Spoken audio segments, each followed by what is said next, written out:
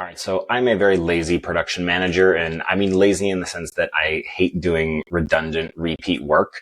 And so one of the things that sucks most about this job is having to continuously type out the same information over and over and over again. So names, dates, job numbers, billing addresses, just the same stuff that you need to fill out for every job, every vendor, every email, every crew member. I hate the fact that there wasn't a simpler way to expedite getting this information out.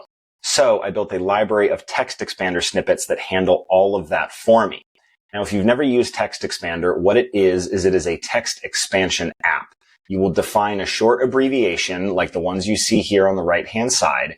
And whenever you type out that abbreviation, it will automatically replace that abbreviation with whatever you have programmed and assigned to it.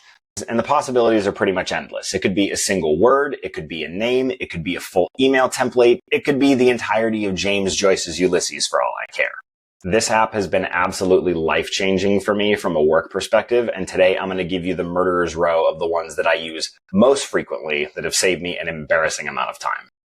Okay, it has reached the point for me where I don't even want to type out my own name anymore. So instead, I type my initials ND and then press space, and boom. It populates my entire name. 3 keystrokes, done. Moving on. So today's date. Dates can be an extra pain in the ass to type manually because you've got to type numbers and slashes. And unless you've got a dedicated keypad, like on a standard keyboard, you're probably working on a laptop where you need to use the upper register of keys. So you got to hunt and peck 03/26/2026. For me, I prefer to just use the letters TDY as a shorthand for today and then press space and it will automatically insert whatever today's date in automatically. Next up is going to be an add-on to this, which is going to be date and time. Every now and again, I need to write the date and the time on something at the moment that I'm doing it. And it's usually if I'm updating a particular document like a schedule or something, and I want to indicate the last time that this was updated or revised. So in this case, I will once again put TDY for today. And then I will put TME as a shorthand for time, press space, and it will enter the exact date and time that I generated that snippet. Moving right along to job names. Job names are one of the things that you are going to get asked about on every single job. People are going to ask you, what is the job name and number? Crew is going to ask for it. Vendors are going to ask for it. The permitting company is going to ask for it. You're going to be dishing out this piece of information so often that you are going to get truly sick of it. And some companies have these really obtuse job naming conventions where it sounds like a secret code, like 67Q-21XOF or something like that. I don't want to memorize that, much less type it all out every time. So what I've done for that is I will simply have something like this, which is Bob Job, and it will bring up a TextExpander selector. So this is actually a menu that I can populate with a number of job options. So in this case, let's go do 26003 Helix Sport. And we will press enter and it will automatically populate it in there. Very, very simple. If I want to do a different job, again, Bob Job, down, down, down, enter, enter again, populates that. Super, super simple. And actually, as a side note, for all of you who are thinking, I will never remember all these shorthands, there is actually a shortcut where you can search for things, where if you do command / on a Mac, it will give you the option to search TextExpander. So I can go BOB, and all of my back Office Bandit shortcuts are going to come up. Many of these which you are going to see through the rest of this video. Moving on to the next one, which is an addition of job names, is going to be the billing info for the company. So again, same thing. Your vendors, any vendors that you work with are going to want to know the billing info. If you have to collect invoices, people are going to ask what the billing information for the company is. So in this case, for me, it's going to be Bob Bill.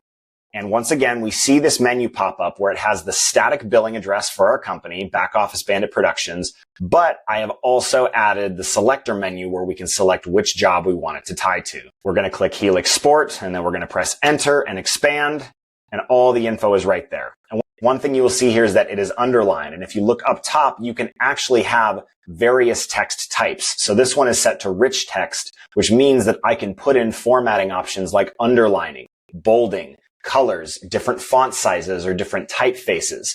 We're going to see a very thorough example of this in my last snippet example, but this is just an important thing to know that if you need to have formatted text, TextExpander does support that.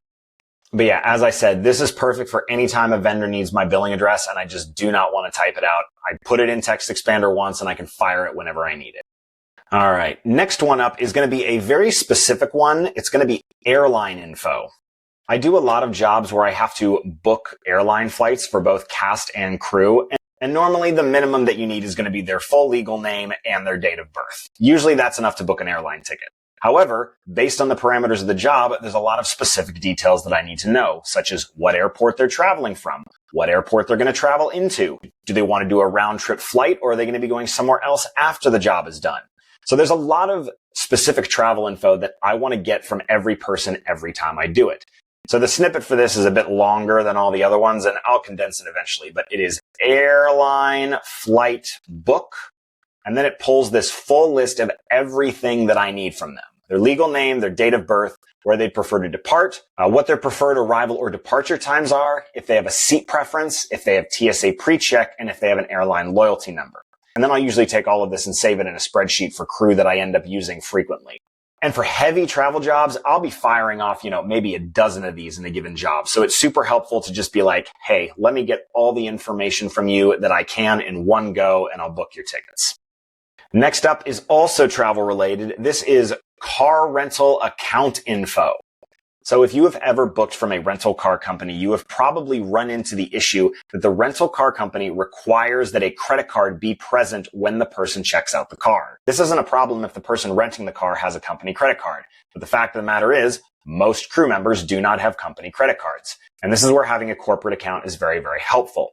However, when you have a corporate account, there are two crucial numbers that you need, which are the account number and the billing number. So the account number, in this case, is going to be BOBENT. So this number lets Enterprise know, hey, this is the company account that I want the billing to go towards. So you'll input that, you'll make your reservation, and then it's going to inquire later on, do you want to bill the company for these costs? At which point you will say yes, and it will ask, okay, what's the billing number? The billing number is the critical one because it ensures that the crew member picking up the vehicle does not have to put down their own card, and the reservation will be tied to whatever card is on the account number. So in this case, again, we go BOBENT, and we go enterprise billing number, and it fires off. This is one of those things that is very niche, very small, very specific to me, but is a immense quality of life thing because I don't have to go back and keep looking up, oh God, what is our enterprise account number? What is our enterprise billing number? I have it saved. It's very simple, and I can book car reservations very, very quickly. Also note that neither of these are actual numbers for an enterprise account, so you can't go rent an exotic car on the back Office Bandit's dime. Alrighty, so next up, we are going to do links. So for example, I put a lot of releases on DocuSign that I need crew or cast to sign. It could be a talent release, it could be a behind the scenes release, it could be an NDA, but having it accessible in TextExpander means that I can fire those links off very, very quickly in a text message if I need somebody to fill something out quickly, or if I'm just following up to remind them, hey, we need the sign before you show up to the job. And then they just click on it on their phone and fill it out right there. It's very effective. I don't have any of those live links now, so I just have a link to my website, which fills out right here. It is an active link. You can click on it. It opens up to my website, and also shameless self-promotion. You can pick up my book at this website here or at the link down in the description. Thank you for listening. That's the end of the shameless self-promotion. We're going to get out of here. Next up, we're going to go to file naming conventions. Very fun. But in order to do this, we're going to go into a job folder. So when I'm working on a job and I'm storing files, I like to have a consistent naming convention, especially when it comes to the vendors I'm working with. I want to be able to go into a folder and I want to look down all of these files to make sure I have everything I need. So looking at this, you can see that the titles of the file do have some context as to what it is, but it is not as efficient as I would like it to be. I want it to be the same in every folder, and I want it to be easily searchable. The first one that we have here is a sample estimate for a hot bricks truck. An estimate is also called a quote. So what I like to do is I will go to the name of my purchase order, and I will copy the whole thing so that it has both the purchase order number and the vendor name. I will go to the estimate, and then I will type QTE, short for quote, and then I will press space. And what this does is you will see that it is revised QTE to be all caps, and it has taken what I copy pasted from the name of the folder, and it has put it at the very end of what I wrote. So what this looks like in TextExpander is going to be under quote right here. You'll see that it is QTE, all caps, and then it has something called clipboard. And what clipboard is it is a macro within TextExpander that whenever I type lowercase QTE, it will replace it with all caps QTE, and then it will paste whatever I most recently copied to my clipboard. So going back to the files, this is an invoice. My convention for this is INV space. It renames to invoice with the purchase order number and the vendor name. And then sometimes I'll include a description of what's on it. So in this case, it looks like a grip electric package. This isn't actually what Hot Bricks in Los Angeles does, but it's a good example. Then next I've got RCT, which looks to be a receipt. So for receipts, I do REC space, renames it. W9, I will do W9, does that. So for things like checks, when you have to write checks to people, I will do CHK. And then usually afterwards, I will also include the number of the check. So in this case, it would be 4421. And then also when you issue insurance certificates, I like to be able to label them COIs for certificate of insurance. So I will do COI space, and there you go. So now we can see that the naming convention is very clear. I can go into this folder and I can say, all right, cool. I've got a check, a certificate of insurance, an invoice, a quote, a receipt, and a W-9. This folder has everything that I would need to make sure that this order is paid out and we've got a record of the payment.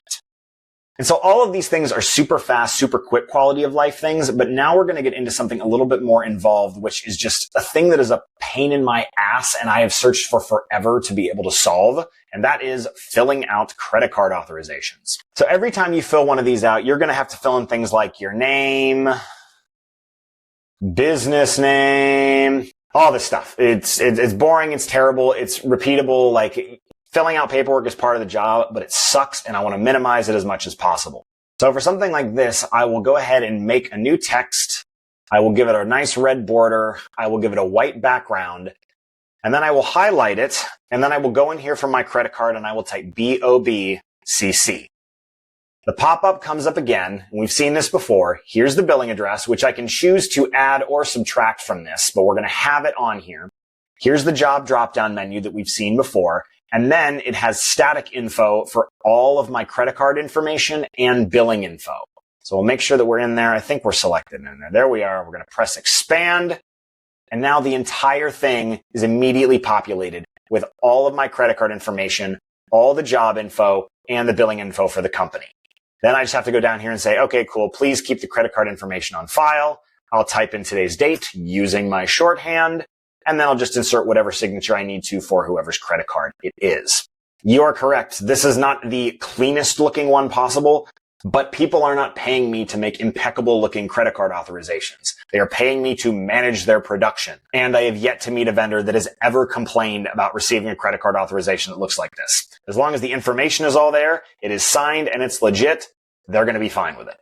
All right, now we're going to go into the most comprehensive snippet that I have, which is going to be my templated call sheet email.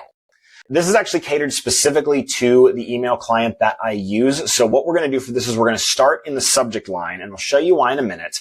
And we're going to activate BOBCS, which brings up this comprehensive template with a lot of fields to fill out. So let's just start from the top and work our way down. The first field is asking for the shoot name. So we're going to call it the Helix Sport Shoot.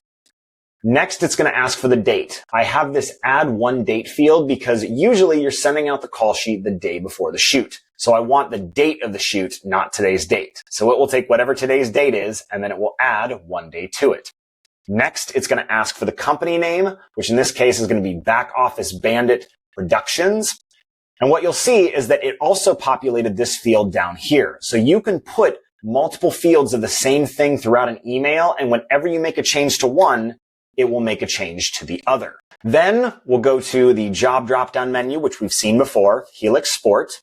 You'll see this macro here for tab. Similar to clipboard, this tab macro means that it is effectively pressing the tab button for you, which means that when tab is pressed here, it will go from the subject field down to the body of the email and continue populating with the rest of this. So we can see here, I have a couple check boxes as to whether or not they can expect a certain type of weather on a shoot. If it's going to be rainy, if it's going to be sunny or hot. So let's just put rain for this one.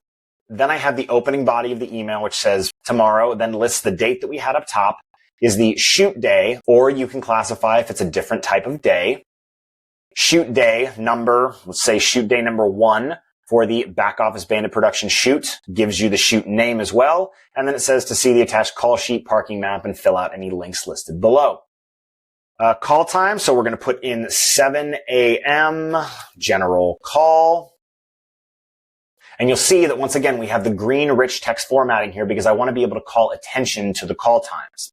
We're going to move down. We have the option to put crew parking if it's going to be separate from where our location is. So I will put parking garage 321 parking place, Los Angeles, California, 90210.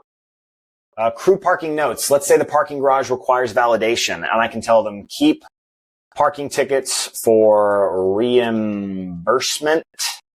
Oh, no, I almost had that. Reimbursement at the end of the job. Great. Crew parking notes is selected, so we know that'll be in there. I have an overflow parking lot, so I can say if lot is full, please park on street. Block as much traffic as possible. Then we're going to go down to the location address. Let's say it's expensive skyscraper, penthouse, 123, Broadway Avenue, Los Angeles, California, 90210. Not that there's that many expensive skyscraper penthouses in Beverly Hills, but we're not worried about that. This one for me, my truck parking just defaults to at location and base camp because that's usually where the trucks end up. But you can always put in a field here to customize it if you'd like. We go further down. Here are the actual rain notes for the weather. I like to put the notice at the top of the email so they can anticipate it, but all of this is going to be far more important. So I have this first. Then we'll go back here and let them know rain is forecasted for tomorrow and lightly into the afternoon. Tell them to wear appropriate rain attire and footwear, and we'll go from there. Here's also the notes for the hot weather, but we don't have that, so I want to make sure that it's deselected. And then another thing I like to have down here is an Instagram credits list option. One of the companies I work for, they post a lot of their content to social media, so I have a link in here that gives crew the option to submit their Instagram handles should they want to be credited when the video is posted. There's a little confidentiality section down here. Ask them to hit me up if they have any questions. All right, so it looks like we've got this thing ready to go. We're going to make sure that our cursor is starting in the subject field. We're going to press expand, and we see the whole thing has now completely populated into a wonderful looking call sheet email. And again, because TextExpander supports that rich text formatting, I can get all of that visual distinction that I want so crew knows, all right, cool, call times are there. Oh, here's some important parking info. Up, here's the weather. It's the right colors, the right font sizes. It's bold where it needs to be bold, italicized where it needs to be italicized. This is one of those tasks where if you don't have a template, you could spend 20, 30, 40 minutes building this call sheet email from scratch, depending on the needs of the job. Whereas for me, I have taken pretty much every need that I have across most call sheets, built it as an option into this template, and I'm able to get a very workable call sheet email that only requires a few tweaks before I send it out. What used to take far more time and mental bandwidth can now be done within like 30 to 60 seconds. And that is the run of my TextExpander hits, guys. The last time I checked, this runs something like $3.33 a month on an annual plan. Like, I would pay twice as much as I pay now for this app. It has literally been that game changing for me. It has saved me that much time, that much stress, that much mental bandwidth. This app paid for itself in the first 48 hours that I used it, and I cannot imagine doing my job without it at this point. All the snippets that I showed you today are going to be available in a document with explanations in a link in the description for you guys below to download. Thank you guys so much for tuning in. We'll see you on the next one.